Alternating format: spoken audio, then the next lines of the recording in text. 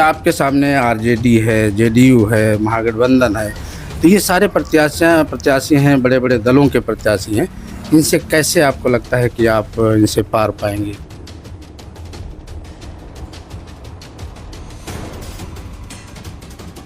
नीतीश बाबू को जाल में फंसे जा रहे हो तो अभी से भी जीविका दे दी हमारे। आज भी आपके हम नौजवान लड़के हैं, चाहे भाई हैं, भतीजे हैं, अभी से भी आप लोग बकस दीजिए, वो 10,000 का लालच छोड़ दीजिए, नहीं तो आज से भी हम लोग पीछे जा रहे हैं। और इसमें बुरा मानने की बात नहीं, हाथ जोड़ के रिक्वेस्ट है, आप हमारी बहन भी हो सकते हैं, हमारे माता भी हो सकते हैं इसमें जुड़े हुए, इस पर ऐतराज जताने के नहीं है। नीतीश बाबू के भवकाल में से कलिए, ये बेवकूफ़ बनाने के चक्कर में लगे हुए हैं, जनता को मूर्ख बना रहे हैं।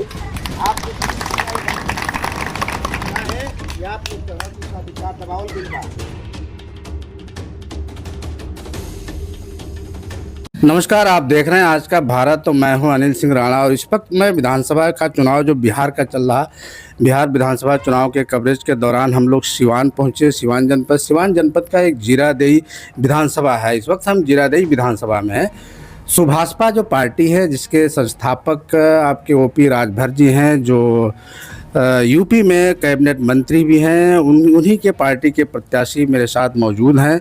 पार्टी चूँकि उत्तर प्रदेश से चल कर के बिहार में भी सुभाषपा ने अपना एक्सटेंशन, अपना प्रसार किया है। इस प्रसार के तहत पूरे बिहार में 43 सदस्यों को, 43 प्रत्याशियों को सुभाषपा ने अपना टिकट दिया है। उसी के तहत इस समय जीरादेई विधानसभा से जो प्रत्याशी सुभाषपा के हैं, जगलाल राजभर जी 106 विधानसभा से, वो मेरे साथ हैं। हम उनसे बात करेंगे और जानने का प्रयास करेंगे कि किन मुद्दों, किन वादों, किन इरादों के साथ ये चुनावी जंग में कूदे हैं, उतरे हैं, और इन्हें किस आधार पे इन्हें टिकट दिया गया है, किस आधार पे इन्हें भरोसा है कि यहाँ की जनता का ये विश्वास जीतेंगे, चुनाव जीतेंगे। इनका क्या रोड मैप है, क्या योजना है, क्या तैयारियाँ हैं, इसके तहत हम बात करेंगे। हमारे साथ हैं जगलाल राजभर जी। जगलाल राजभर जी, आपका स्वागत है हमारे चैनल आज के भारत में। सबसे पहले तो आपका चैनल का स्वागत करते हैं और हमारे जीरादेई विधानसभा के जितने हमारे माता पिता, देवतुल्य गार्जियन, हमारे वोटर जो हैं, उनको चरणों में सादर प्रणाम करते हैं हम। और रही शिक्षा और रोजगार के यही पलायन रोकने का हमारा कार्य के लिए हम उतरे हैं कि शिक्षा और रोजगार मिले। यहाँ से हम जाते हैं तो बिहारियों के नाम पर गाली सुनते हैं, वही गाली देने के बचाव में और शिक्षा के बचाव में कि शिक्षा हमारे यहाँ नहीं है। और हमारे समाज में और भी कुछ दबे हुए कुचले हैं, उनके जगाने के लिए हम खड़ा हैं। और नेताजी हमारे को इसी पे विश्वास करके दिए हैं कि अपने समाज को जगाइए। पहली बार आप चुनाव मैदान में उतरे हैं या इससे पहले 2021 में मैं निर्दलीय चुनाव लड़े थे, तो उसमें कुछ वोटों से मैं हार हुआ था। मेरा यहाँ पर माले और राजद दोनों पार्टी थी और मैं निर्दलीय था, तभी 112-13 वोट से मैं हार हुआ था। तो इसका कोई 112 वोट से हारे? हाँ, 112 वोट से हारे थे। इसमें कोई उसमें हार नहीं हुआ। अब पहले बार मैं यहाँ रहता भी नहीं था, मैं हरियाणा में रहता था और आके मैं यहाँ चुनाव मैदान में उतर गया। इसके पीछे बहुत ही कहानी है, मैं बता भी नहीं सकता हूँ। मेरे पीछे बहुत दुश्मन हाथ धो के पड़े हुए हैं कि जगलाल जी को कैसे दबाया जाए। ये समाज में अपना लोगों को समझा रहे हैं कि ऐसे चलना है। तो हमारे समाज को बारे में बात बताने से पीछे जो दबाव मिल रहा है कि हमारे समाज को बरगलाया जा रहा है कि इनके साथ मत जाइए, ये हो जाएगा, वो हो जाएगा, ये मार देंगे, वो कर देंगे। हम अपना समाज को ही समझा रहे हैं कि कोई मारेंगे नहीं, कोई पीटेंगे नहीं। हम जग चुके हैं, तो आपको कोई बहकाव नहीं करना है और किसी के सिखाव में नहीं आना है और हमारे साथ रहिए। जनता हमारे साथ है और हमें कोई परेशानी नहीं है। और जिसके साथ नहीं है वो तो टेंशन में पड़े हुए हैं। और आप ग्राउंड रिपोर्ट पे जाके भी पता कर सकते हैं जगलाल जी कैसा व्यक्ति हैं, कैसा नहीं है। वो आपके हमारे पंचायत में, हमारे विधानसभा में, जीरादेई में, नौतन में, मैरवा में आप ग्राउंड रिपोर्ट पता करिए कि कैसे हैं जगलाल जी। आप अपना प्रतिद्वंदी किसको मानते, किससे आपका टक्कर है जीरादेई में? टक्कर तो सबसे है, टक्कर सबसे है। बाकी अब उसी में ऊपर वाला का देन है, जनता के ऊपर है कि किसको मत कर रहे हैं। और अगर हम बढ़िया हैं तो हमारे को करेंगे ही। अगर अन्य तो उसमें देख लिया, पिछले विधायकों का कार्यकाल देख लिए, जनता अब उनको क्या क्या बक रही हो तो वही जान रहे हैं। हम तो जनसंपर्क कर रहे हैं, जनता को डोर टू डोर उनके घर जाकर मिल रहे हैं।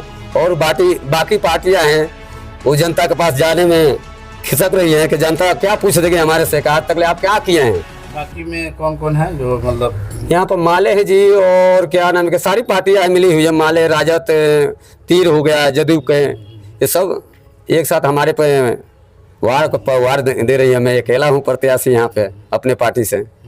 तब देखिए इसमें जनता किसको जीत के चेहरा बांधती है। आपके सामने आरजेडी है, जेडीयू है, महागठबंधन है, तो ये सारे प्रत्याशी हैं, बड़े बड़े दलों के प्रत्याशी हैं। इनसे कैसे आपको लगता है कि आप इनसे पार पाएंगे? क्या ये तो हमारी जनता ही हमारा मालिक है और जनता ही भगवान है। अगर ये लोग काम किए होंगे तो इनको वोट मिलेगा, अगर ये काम नहीं किए होंगे तो कैसे वोट दे देंगे आप बताइए। जनता तो कह रहे, अब तो जनता तो खुल के बताएगी नहीं कि मैं फलाने ही को वोट दूंगा। अंदर के बात जनता ही जान रही है कि किसको मत करना है हमें। और इस बार जनता सिखा देगी बिहार में और जीरादेई विधानसभा में कि जगलाल जी के पूरा लहर ही तो लहर ही है। अब के केहू के न दाल गली और राजभर जी का राज चली।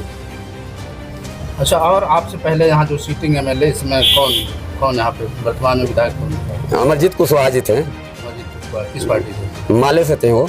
माले से। जी जी। तो आपको क्या लग रहा है कि आप इस बार जीत? हमें तो जनता विश्वास दी है कि हम आपको मत करेंगे। अब तो खोल कर हनुमान जी तो है नहीं कि हम सीना फाड़ के दिखा दे कि जनता हमारे को इतना। आपको जैसे क्या लग रहा है कि आप वाकई सीट जीत जाएंगे? जीत जाएंगे, हमारे हौसला बुलंद है कि हम जीत जाएंगे। हमारे को पीछे से बैकग्राउंड बढ़िया दिख रहा है कि हमें जितना आसानी से जीत रहे हैं। अच्छा, अगर जीत जाते हैं आप तो जीतने के बाद आपका रोड मैप या आपकी कार्य योजना क्या होगी? जो कार्य हमारे विधानसभा में नहीं हुआ होगा पिछले विधायकों से, वो कार्य करके हम दिखाएंगे।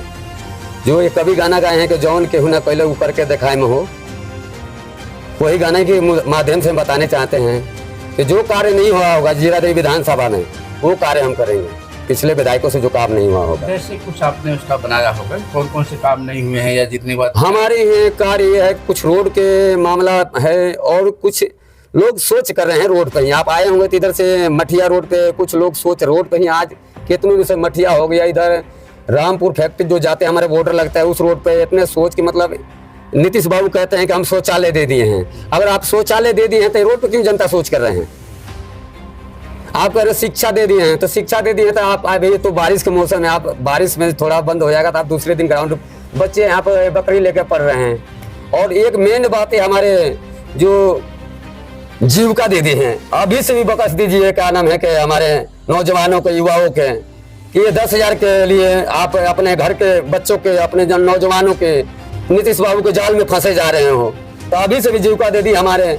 आज भी आपके हम नौजवान लड़के हैं, चाहे भाई हैं, भतीजे हैं, अभी से भी आप लोग बकस दीजिए, वो 10,000 का लालच छोड़ दीजिए, नहीं तो आज से भी हम लोग पीछे जा रहे हैं। और इसमें बुरा मानने की बात नहीं, हाथ जोड़ के रिक्वेस्ट है, आप हमारे बहन भी हो सकते हैं, हमारे माता भी हो सकते हैं इसमें जुड़े हुए, इस पर ऐतराज जताने के नहीं है।